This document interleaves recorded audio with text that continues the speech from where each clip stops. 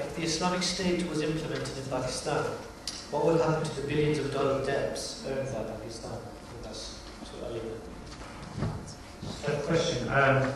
This would, I wouldn't be able to predict exactly what would happen, but I'm sure there would be a freezing on the repayments. The relevant people would look at the status of the economy, and a lot of these debts, if you look at them, they are not legitimate loans.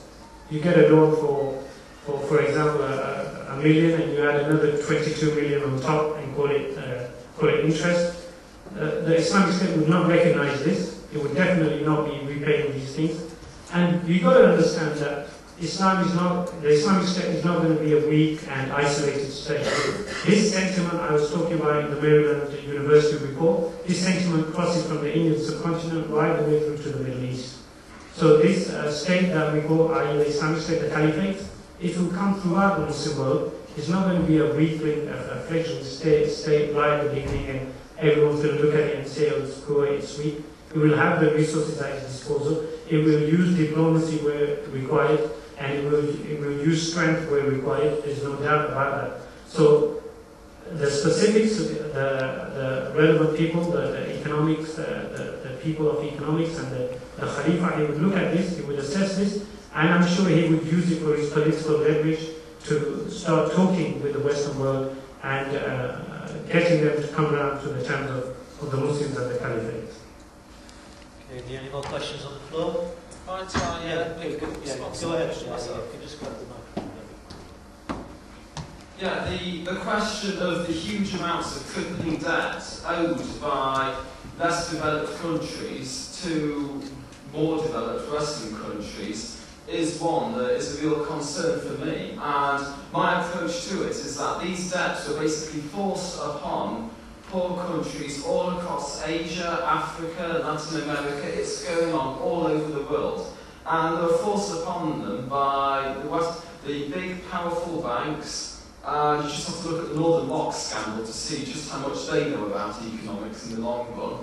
And institutions like the International Monetary Fund and the World Bank. And I would say that these banks should be nationalised, taken into democratic public control. And all of these debts, which have been paid off many times over, and these banks are just skimming interest off people, they're just some of the worst form of exploitation on the planet, and these debts should be written off altogether. Thanks, Lindsay.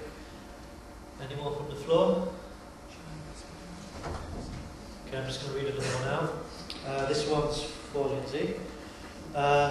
It's all good saying that the working class need to come into power, but say, I just hypothetically speaking, what if an individual from the working class came to be appointed as president? What guarantee does anyone have that the individual appointed won't change his spots, in particular to reference to the Western influence?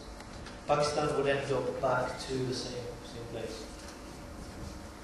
Yeah, this is a really good question. I'm glad that people have asked it, because it's certainly true that in the UK, for instance, we have the Labour Party here, which was formed originally 100 years ago as a grassroots working class movement, and by the trade unions and by socialists, and it has ended up turning into New Labour, which is blatantly a party for big business. It's privatising public services, it's introduced tuition fees, it's jumped straight into the invasion of Iraq and Afghanistan at the behest of George Bush and the big military corporations.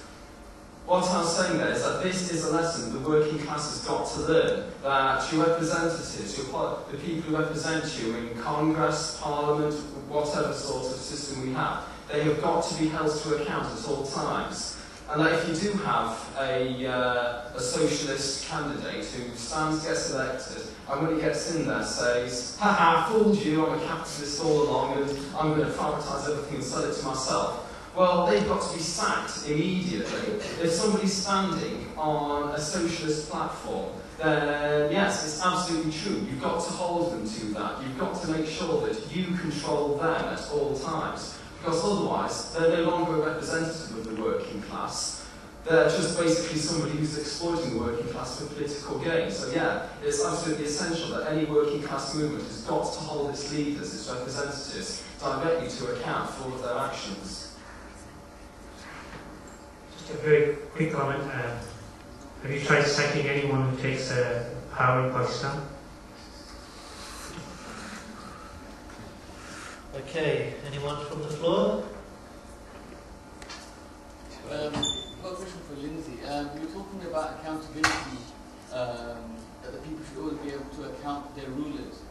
In the West, we see Britain, America, they're seen as champions of democracy. And even here, we see the Ali Mama scandal where there was an investigation into corruption, but when the investigation got close to the truth, it was quashed. So how would you ensure that any ruler in Pakistan, in the democratic model that you're presenting, would always be accountable to the people?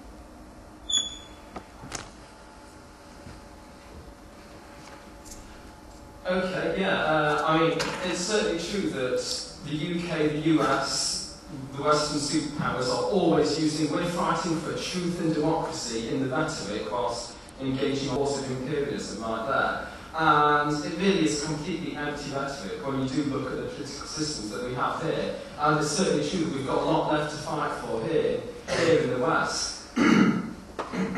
Excuse me. But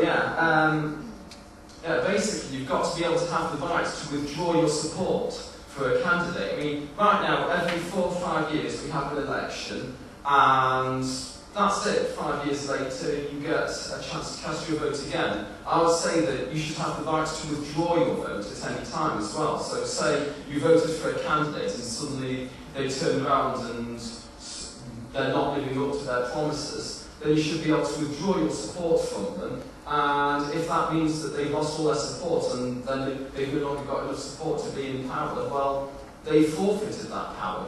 So, yeah, your vote shouldn't just be for 4 years. You should have it at all times, and you should be able to withdraw it whenever you like.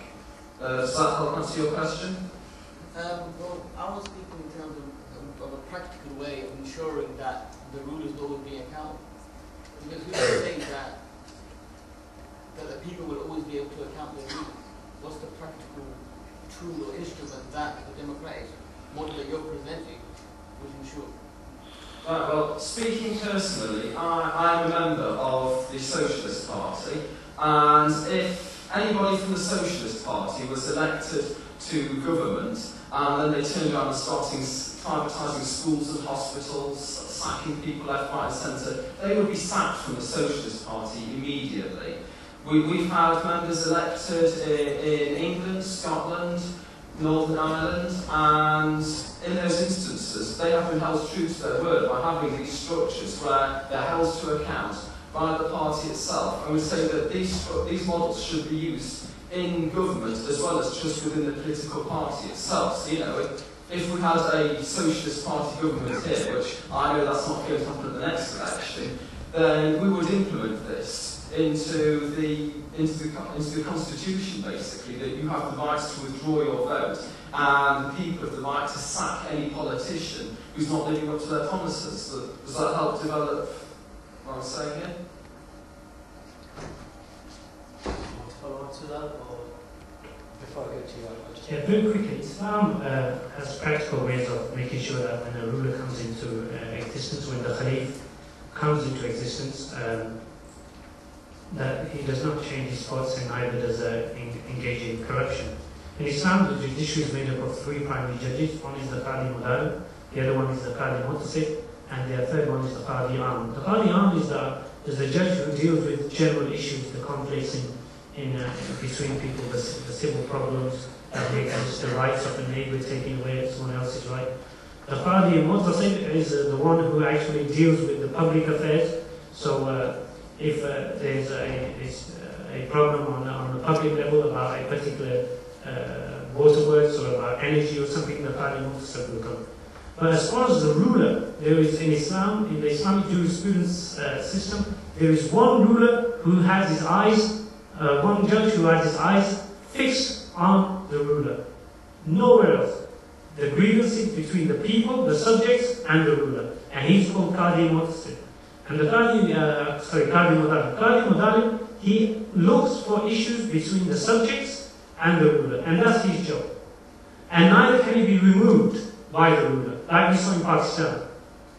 You want to change the constitution, just remove the judge, and everybody